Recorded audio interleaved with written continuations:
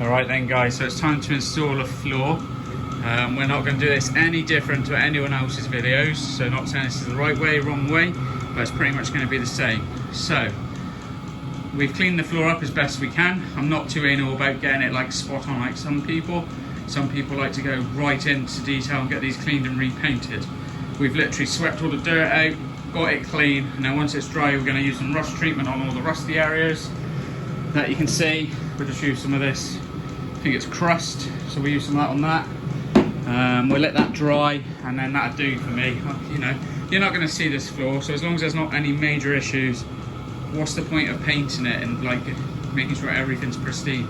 Main thing is it's clean and there's no rust areas that needs to be actually sorted straight away. We've installed a diesel heater, that's what you can hear going, so sorry if you can't hear me. We installed that last week. Same again, plenty of videos showing you how to do these. So I'm not going to go into details, but if anyone's interested, let me know. We did record when we put it in. Same again, simple. The main thing with these is making sure you get a good seal on them. And on this one, let's see if we can show underneath. You can see we've got a good bed of sealant. So that's some high temperature Durco sealant, and that's bedded down that, and that's watered in there now. Temporarily for now. The actual diesel tank's been put on the door, but this will be installed directly onto the tank. So I'll bring it back when we get started, but what we're going to do is we're going to batten from whip ways, batten all the way down.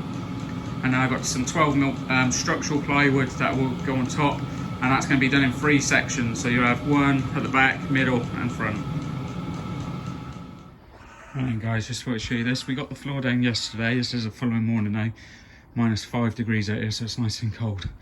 Anyway, we got the floor down, and we did it in the 3 sections. So this floor at the moment is this kind of foam floor you can get. You can get this from I've got this from Wix's. You get a pack of 6 for 14 quid. Got 2 packs at the moment, but this is going to be the actual floor as well, so we're going to use this. Reason being, it's nice and soft. We've got a couple of young'uns, so I've got a 2-year-old and a 1-year-old. Well, not even 1-year-old, he's only 6 weeks old. But by the time we use this fan, he probably will be 1. So it's nice and soft.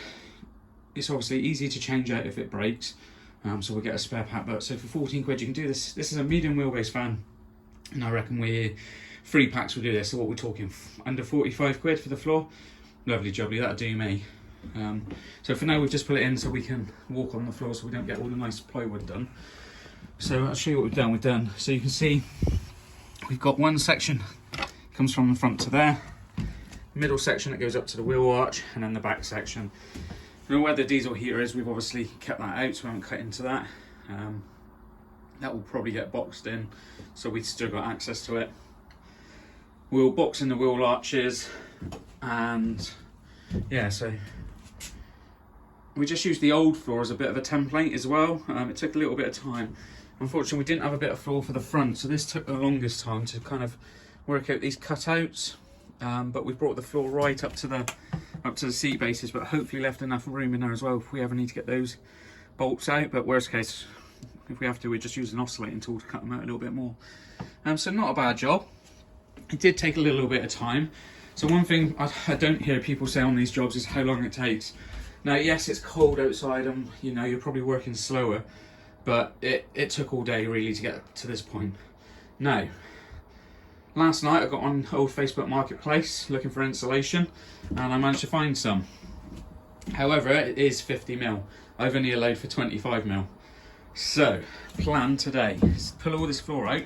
It's not bolted down or anything at the moment because I knew I had to get insulation. So, my plan is we put the beams in, the battens in this way, but these are 25 by 50s. I made sure I got 50s because I wanted a bit of extra. So all I'm going to do is turn these up on the other end, which gives me the 50, screw those down, probably a bit of extra support, and then I'm hoping the rest of the floor should just fit back on. So that's our job today. Get all this out and then raise it up and get the insulation done. I'll bring you back once I've done that and show you what I've done. While I'm here, I will mention I've got these seats. These come out of a minibus. I'm not sure what type of minibus, but you can see the company on the back there, Smart Floor Seating. These are really good. I got this pair for 100 quid. And the reason I went for them is because they've actually got Isofix. So you can actually Isofix these. They're both bolted and they're actually reclinable. Not that that matters. Like I said, this is a medium wheelbase van. This will have 4 seats. It will have a full shower toilet unit, bed and kitchen unit. So it's going to be a bit of a challenge to get it all in. But keep watching to see where we go with it. There we go, just pulled the floor up so just to show you how it is at the moment. It's all like lid down like that. Now I see a lot of people put like braces like this in the centres, but really with them being this close there was no need. These are spaced at around about 28 centimetres, which I'm going to look at because the insulation I've got is 40. So my plan is then maybe make them 40 but then put those braces in just to tie it all together. But we'll see how we go. So my plan is, these are 50, so if we actually turn them up this way, that gives us our depth for the insulation, and then hopefully we'll try and get 40 in between, and then we haven't got to cut the insulation. So there we go. Reversed all the beams or the battens, so then they're set at their 50s. Left a little bit at the passenger side so we can get the kitchen units in. I'll go around and show you that.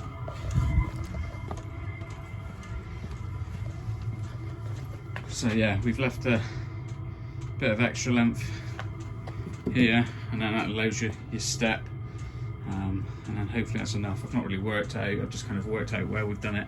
So these are actually set at 30s now, these gaps, 30s instead of 28, and that way I figured I can get 3. So I'll show you the insulation. So the insulation I got is this kind of polystyrene, and then it's backed with this wood foil.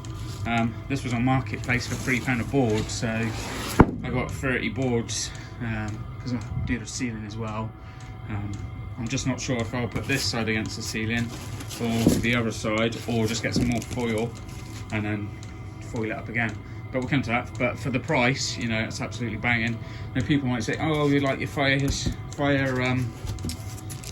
issues with polystyrene and stuff like that, but actually if you look at the fire rating on polystyrene and fire rating on your kind of Kingspan and stuff like that, it's actually the same. So I don't really get what people say about the fire ratings, but that's my opinion. You know, obviously if you're going to use polystyrene yourself, you have to make up your own minds. This is obviously designed to go into houses and stuff like that, so it can't really be that bad, can it? Right, we'll get this laid down and bring it back. There we go then, so coming together. So this kind of shows all 3 stages. So we've got it where it's insulated underneath with the board on top. We've got the insulation in place and then all the joints taped up. And then we're coming to the end here now where we're actually then putting the insulation in. And then, so insulation in, tape it up, boards on top.